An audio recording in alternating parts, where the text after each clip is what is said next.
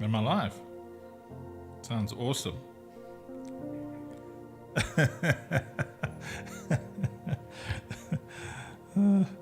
It's funny.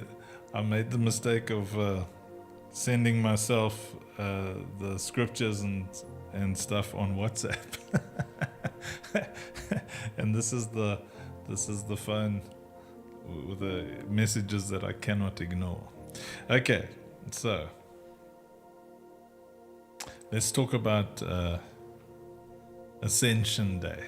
It's got a lot more meaning than we think it do, and often it doesn't mean what we think it does. So we can switch that TV off. It's going to distract me with that no signal thingy flashing on and off all the way through. Okay, so the story of Jesus' ascension is described in the New Testament of the Bible, specifically in the books of Luke and Acts. In Luke 24, verse 50 to 51, it is written, when he had led them out to the vicinity of Bethany, he lifted up his hands and blessed them. And while he was blessing them, he left them and was taken up into heaven. The book of Acts expands on this account, recounting how the disciples witnessed Jesus' ascension and were told by angels that he would return in the same way he had left. So, in Luke 24, it's when Jesus ducks and he just leaves, He's like, can you imagine? We start overcomers, we got a good thing going, and then I'm like, okay, cheers everybody. And you see me go up. It's like Moses, okay, I've had enough people in the desert, up he goes, up the mountain. Why would Jesus duck? I mean, his ministry is now at its height. They crucified him, but it didn't stick. He's been doing all these miracles. He's becoming more and more famous. Everybody saw him die up on Golgotha. They all saw him get crucified. They saw him get stabbed. So why would he leave? And the why is awesome. Because of what he came to establish. The death of Jesus was not a result of what was done to God. It was as a result of just what was done.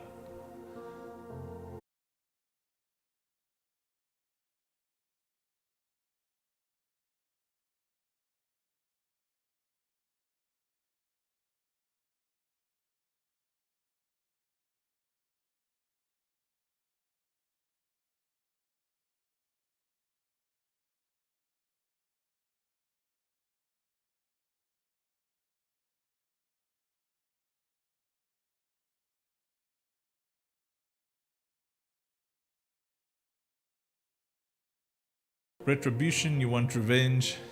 You want retribution, you want revenge. You want vindication, You want the world to know that it's not your fault that you're in this position. Because you position yourself as a victim, And then we don't realize that in positioning ourselves as a victim, when we blame, we lose the game because we've lost the power to pursue the solution to the problem because we're dwelling.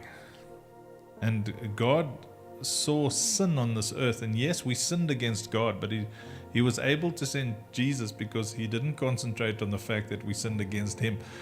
If he concentrated on the fact that we sinned against him, there'd be no more humanity. Because we sinned against him plenty. Betrayed him.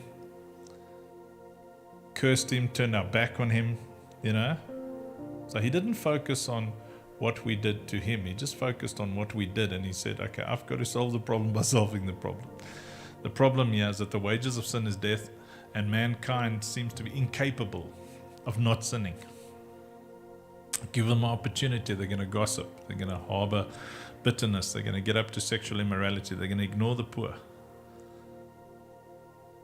So I need a plan. But the first thing is, nothing is free of consequence.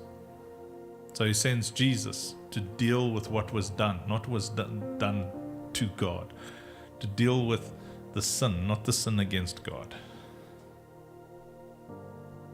Because if his response to the sin against him was just, we would have had flood 2.0 or another asteroid. Reset. Which is what I would have done. Because an asteroid's nothing but a little thing. You just flick it at the little earth down there. When you God, it's just like, boom, shakalaka, problem solved. We wouldn't even know. We would just, back then there wasn't even the technology to see an asteroid coming. You just suddenly see this glowing thing and you say, oh, that's beautiful.